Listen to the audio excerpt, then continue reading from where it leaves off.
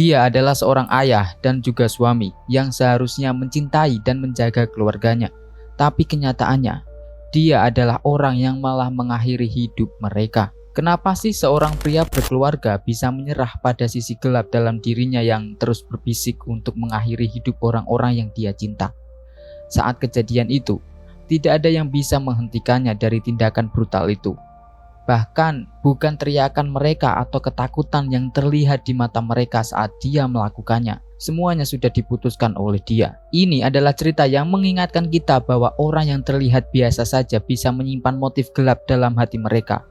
Kadang, orang-orang terdekat kita bisa menjadi bom waktu yang bisa siap meledak. Kita harus menghargai dan mencintai semua orang yang mengenal dan mencintai para korban dalam kasus ini. Langsung aja, inilah kasus Oda Family.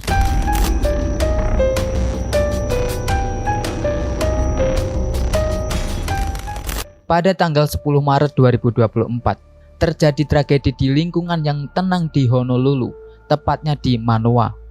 Ada seorang pria bernama Paris Oda yang berusia 46 tahun, merenggut nyawa keluarganya sendiri. Dia menikam istrinya, Nao Oda, dan ketiga anak mereka, yaitu Sakura yang berusia 17 tahun, Oreo yang berusia 12 tahun, dan Nana yang baru berusia 10 tahun. Setelah itu, dia juga mengakhiri hidupnya sendiri. Dirinya menggunakan pisau dapur untuk menikam dirinya dan keluarganya, mengakhiri seluruh hidup keluarga Oda.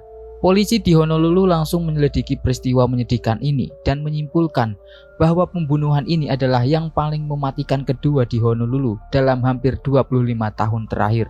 Oda adalah seorang chiropraktor, yang artinya dia membantu orang-orang dengan masalah punggung dan leher. Dia juga punya kantor di dekat pusat perbelanjaan besar bernama Ala Moana Center.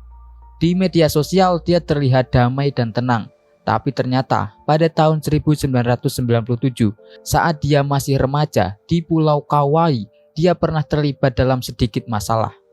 Dia masuk ke properti orang lain tanpa izin dan sempat bermasalah, tapi sepertinya dia belajar dari kesalahannya dan catatan itu dihapus setelah dia tidak terlibat dalam masalah yang lain.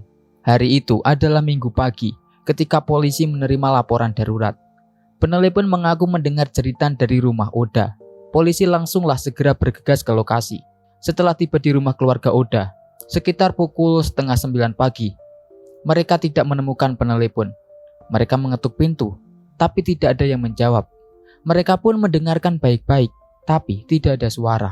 Para petugas bahkan bertanya kepada para tetangga, tetapi mereka semua mengatakan tidak mendengar apa-apa. Semua terlihat tenang dan normal. Jadi mereka mengira mungkin ini adalah panggilan yang palsu. Tapi tanpa mereka ketahui, sebenarnya ada sesuatu yang mengerikan sedang terjadi, yaitu seorang ayah yang telah membunuh istri dan ketiga anaknya, lalu menusuk dirinya sendiri. Setelah itu polisi ingin mendapatkan lebih banyak informasi. Jadi mereka mencoba menelepon kembali penelepon 911 tersebut. Tapi ada masalah, nomor teleponnya berasal dari negara lain. Jadi, sistem kepolisian tidak bisa menghubunginya. Alhasil, para petugas melakukan yang terbaik dengan menggeledah area sekitar rumah keluarga Oda untuk mencari tanda-tanda masalah. Mereka mencatat apa yang mereka temukan dan kemudian meninggalkan tempat kejadian tersebut. Sekitar jam 9 pagi, mereka selesai dan kembali ke mobil patroli. Hanya 15 menit setelah itu, orang yang menelpon tadi itu telepon lagi. Kali ini, seorang petugas segera bergegas kembali ke rumah Oda. Setibanya di sana, mereka menemukan sang penelepon, yaitu seorang wanita yang menyewa kamar dari keluarga Oda. Dia terlihat sangat ketakutan, tangannya bergetar, dan wajahnya pucat. Dirinya mengatakan jika melihat sesuatu yang sangat mengerikan dan perlu memberitahu polisi. Dengan suara gemetar, dia mulai menceritakan apa yang terjadi. Ketika dirinya sedang tidur di kamar, tiba-tiba dia terbangun oleh teriakan antara jam 2 hingga jam setengah pagi. Teriakan itu sangat keras dan menakutkan, membuat jantungnya berdebar. Semakin lama, suara itu semakin dekat, dan dia langsung mengunci pintunya karena terlalu takut untuk membukanya. Dia bahkan melihat darah merembes di bawah pintu, menyebar ke lantai. Merasa terjebak dan ketakutan, dia menunggu hingga tak tahan lagi dan memutuskan untuk keluar lewat jendela. Ketika polisi tiba di lokasi, dia menceritakan semua ini. Mereka berusaha mengetuk pintu depan, tapi terkunci dan tidak bisa dibuka. Meskipun sudah berusaha keras, mereka tidak mendengar jawaban. Jadi, mereka melihat ke dalam jendela dan melihat seseorang tergeletak tak bergerak di dalam rumah. Para petugas tahu mereka harus bertindak cepat. Mereka berjalan ke pintu belakang dengan senjata dan dengan hati-hati masuk ke dalam rumah. Apa yang mereka lihat itu sangat mengerikan. Oda tergeletak di lorong dengan tubuh penuh luka tusuk dan dikelilingi dengan genangan darah. Dirinya sudah mati. Dan petugas menyadari mereka telah masuk ke tempat kejadian yang kemudian diidentifikasi sebagai Paris Oda yang berumur 46 tahun. Dia mengalami luka tusuk di dada dan sudah meninggal. Kemudian, polisi mencari di kamar-kamar rumah dan menemukan Nao, Sakura, dan juga Nana yang juga sudah terbunuh. Mereka melihat ada luka di tangan dan pergelangan tangan mereka, menunjukkan bahwa mereka berusaha melawan. Polisi memperkirakan mereka mungkin meninggal beberapa jam setelah kejadian.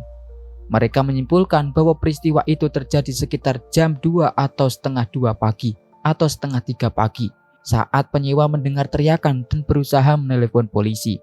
Ternyata, Oda sudah lama bergelut dengan masalah keuangan. Pada tahun 2023, dia terjerat utang besar dan pada Februari 2024 dia mengaku kepada istrinya bahwa dia belum membayar pajak selama bertahun-tahun.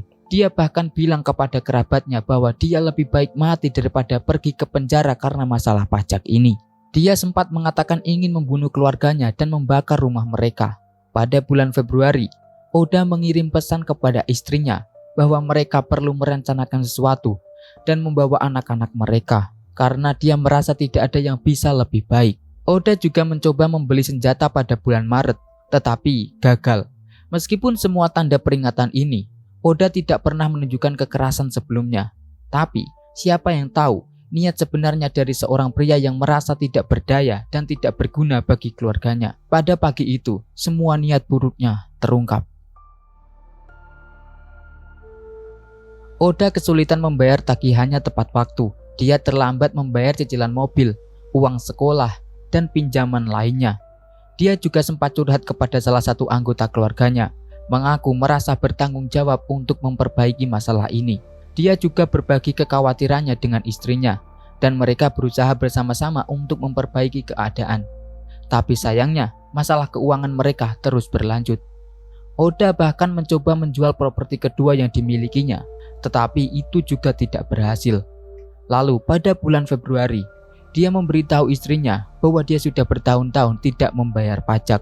Bisnis kiropraktiknya juga mengalami kesulitan, dan dia merasa tidak punya cukup tenaga untuk memenuhi kebutuhan hidupnya. Sebagai tambahan, dia mulai bekerja sebagai Uber pada bulan Februari. Kekhawatiran Oda semakin bertambah dan dia memberitahu istrinya tentang semua masalah ini.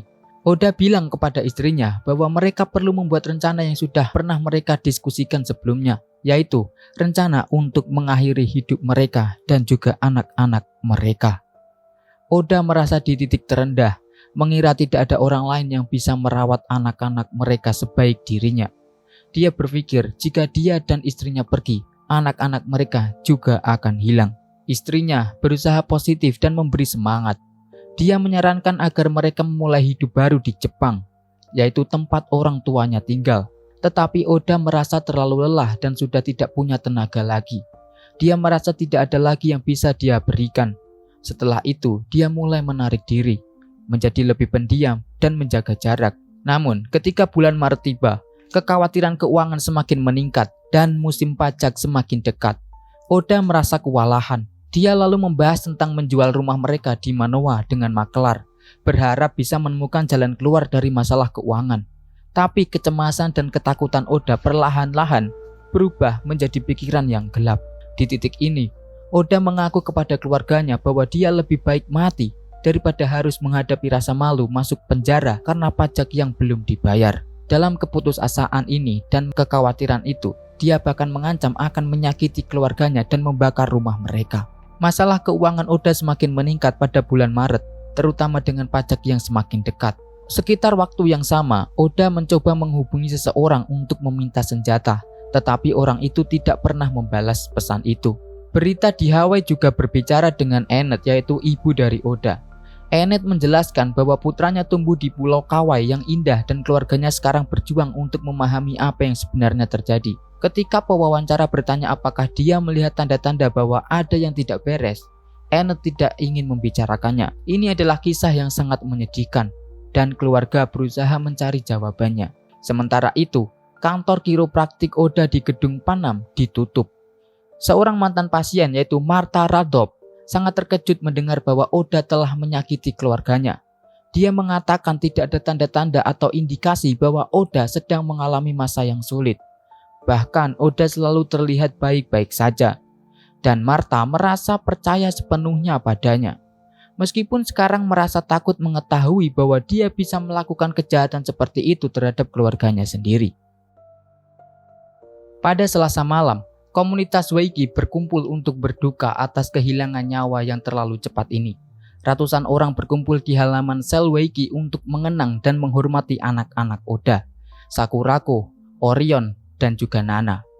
Penyelenggara acara ini ingin menciptakan ruang bagi mereka yang mengenal keluarga Oda untuk berkumpul, berbagi kesedihan, dan saling mendukung. Ini adalah kesempatan bagi teman sekelas, teman satu tim, dan juga guru untuk memberikan penghormatan kepada tiga saudara ini. Saat malam tiba, orang-orang berkumpul di halaman untuk berbagi rasa sakit, kesedihan, dan kenangan tentang anak-anak Oda. Banyak orang yang masih sulit menerima apa yang sebenarnya terjadi.